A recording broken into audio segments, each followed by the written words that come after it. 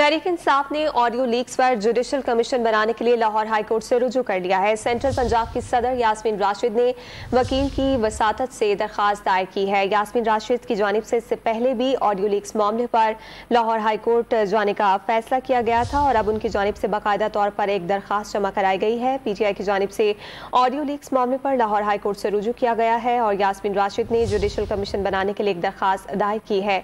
Don news के नुमाइंदे राना बिलाल से मजीद जानते हैं। बिलाल, बताइए क्या मौक़िफ़ इख्तियार किया गया है यास्मीन राशिद की जानिब से?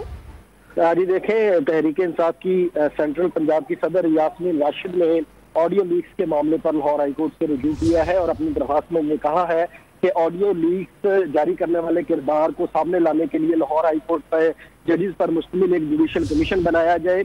इस दरखास्त में वजारत दाखिला, वजारत दिफा, चीफ सेक्रेटरी समेत दीगर को फरीक बनाया गया है और ये कहा गया है कि PTI की सीनियर लीडरशिप की ऑडियो टेप करके उन्हें लीक किया जा रहा है और ऑडियो लीक करना बुनियादी हकूक और प्राइवेसी के भी खिलाफ है। लिहाजा लाहौर हाई कोर्ट इस मामले की तहकीकात के लिए सीनियर जजेस पर मुश्तमिल जुडिशल कमीशन बनाया जाए और जो किरदार ऑडियो लीक कर रहा है उसके खिलाफ कार्रवाई का आगाज किया। बहुत शुक्रिया बिलाल, आपने अपडेट किया।